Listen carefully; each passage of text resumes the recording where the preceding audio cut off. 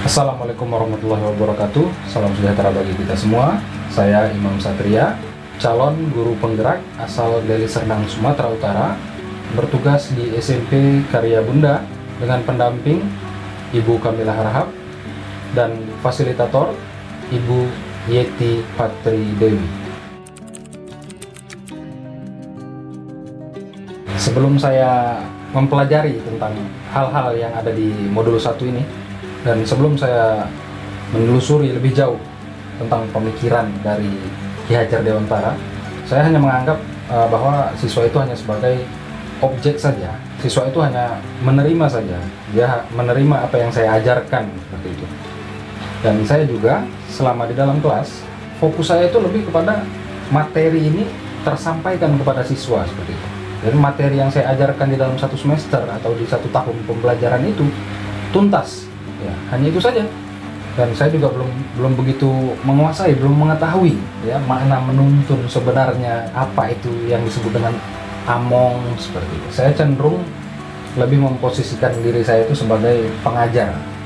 Jadi bukan penuntun atau pemberi teladan sebelum ini. Student centris itu sebenarnya juga pernah saya pelajari sebelumnya gitu, tapi masih kerap angin-anginan gitu. Jadi belum konsisten saya bisa menerapkan itu di dalam kelas.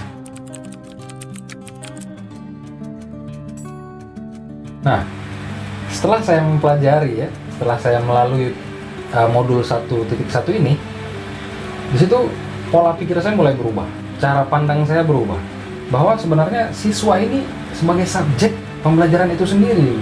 Mereka berhak menentukan cara yang mereka inginkan untuk belajar.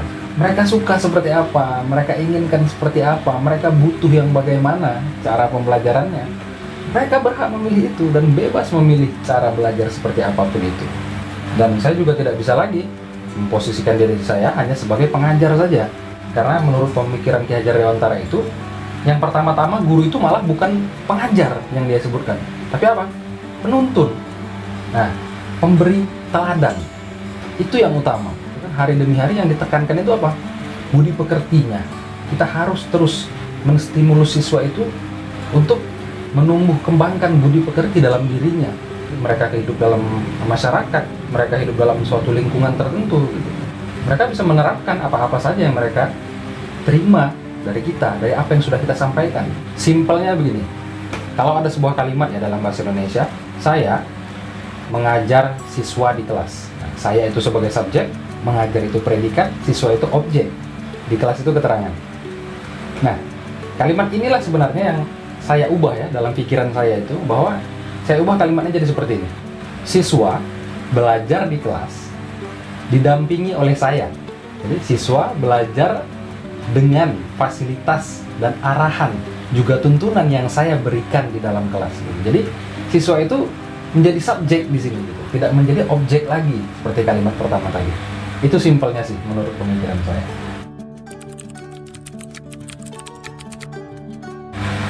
Kemarin yang luar biasa mempengaruhi ya pola pikir saya dan paradigma berpikir saya itu saat adanya diskusi ya dari berbagai narasumber di program ini, juga bersama rekan-rekan dari calon guru penggerak juga dari seluruh Indonesia ya. Di situ banyak terjadi sharing ya, ide-ide atau pemikiran-pemikiran, solusi-solusi dari berbagai permasalahan yang kita hadapi selama ini sebagai guru. Lalu waktu ini pembukaan tuh juga berkesan bagi saya, yang langsung Mas Menteri Nadiem Makarim membuka acara tersebut, memberikan support, memberikan motivasi, semangat ya, karena kita tahu program ini juga tidak singkat ya, 9 bulan ke depan masih harus terus berjuang seperti itu. Lalu ketika sehari-hari itu mungkin dengan penuh kesabaran ya, dengan penuh bimbingan yang sangat luar biasa kepada kami, ibu fasilitator maupun pendamping yang selalu meluangkan waktunya untuk menjawab pertanyaan-pertanyaan kami. Bahkan mungkin ya kami juga, saya di sini terutama sering bertanya itu kadang ketika waktunya mungkin sudah agak malam ya, tapi di situ mungkin ibu fasilitator atau ibu pendamping ini selalu menyempatkan gitu, memberikan kita solusi-solusi dari setiap permasalahan yang kita hadapi saat menjalani program ini. Iya, pengetahuan baru yang luar biasa dari Kiprio, yang ada di Taman Siswa. Kemarin yang kita live streaming di YouTube, sekolah yang ideal itu, ya seperti yang beliau ceritakan itu. Begitulah sebenarnya sekolah yang kita bangsa Indonesia butuhkan. Jadi kalau Taman Siswa itu ya bisa kita praktekkan pelan-pelan ya di sekolah kita masing-masing, kita bisa membuat sekolah kita juga semua seperti Taman Siswa.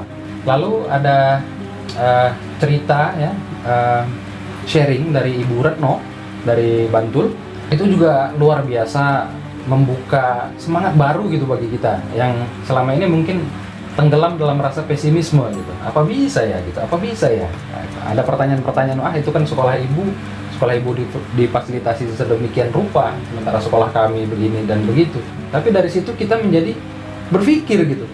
Dengan fasilitas yang ada di sekolah kita, dengan segala keterbatasannya, apa nih hal-hal yang bisa kita tonjolkan, hal-hal yang bisa kita berikan kepada siswa kita untuk berkarya gitu, untuk berkreasi seperti itu.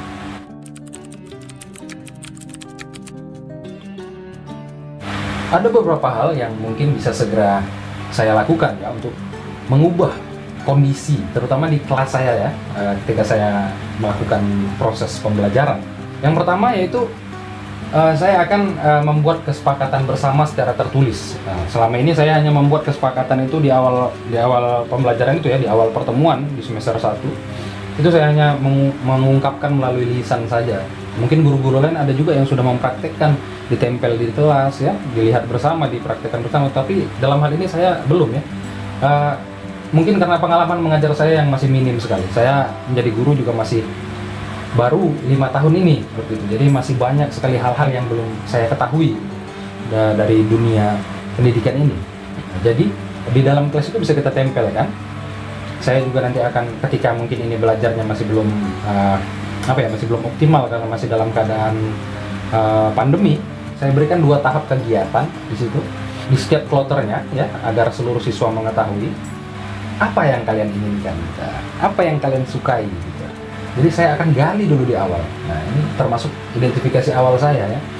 Setelah itu saya akan kumpulkan ide-ide dari mereka.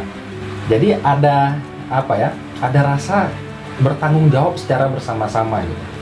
Disepakati di awal ya antara siswa dan guru. Jadi kita saling mempraktekkan itu di dalam kelas gitu. Nah, di dalam kesepakatan itu juga bisa kita berikan reward gitu. Jangan kita pikirkan kalau tidak dijalankan hukumannya apa gitu. Kita singkirkan dulu untuk sementara waktu. Lebih utamakan reward apa yang saya akan berikan kepada mereka jika mereka saling bekerja sama untuk mempraktekkan kesepakatan itu di dalam kelas. Jadi jangan kita terlalu fokus berpikir, nah ini kesepakatannya ini, kalau melanggar hukumannya ini gitu. Itu saya rasa sudah harus kita singkirkan pelan-pelan. Nah, jadi kalau kesepakatan kelas ini sudah kita buat dan kita tempel bersama-sama, kita praktekkan dengan siswa, di situ akan terjadi rasa merdeka dalam diri siswa. Jadi nggak ada lagi nih aturan-aturan yang hanya kita buat sendiri, ya. Nggak ada lagi aturan-aturan yang hanya saya ciptakan sendiri demi kenyamanan saya mengajar. Siswa itu melakukan itu atas kesadaran diri mereka sendiri, atas ide yang mereka keluarkan sendiri, atas saran yang mereka sampaikan sendiri. Merdeka belajar bukan hanya sekadar slogan semata, jadi mereka juga bisa merasakannya secara real di kehidupan nyatanya. Lalu selanjutnya saya akan membuat buku khusus ya, rubrik penilaian perilaku atau afektif dan psikomotorik siswa. Jadi buku ini ya tidak formal seperti raport seperti itu, tapi buku khusus ini ya ada beberapa kriteria di dalam ya, ada beberapa penilaian juga di dalam. Saya utamakan di awalnya itu rewardnya dulu. Apa nih kalau anak-anak melakukan hal ini, rewardnya apa? Jadi dari rubrik penilaian afektif ini saya bisa jadikan sebagai acuan bagi diri saya untuk melanjutkan pembelajaran si siswa. Dari segi keterlibatan dia dalam diskusi kelas, ya, dari keterlibatan dia menjawab pertanyaan, dari keaktifan dia berada di kelas, itu akan juga menjadi bahan pertimbangan dan acuan bagi diri saya.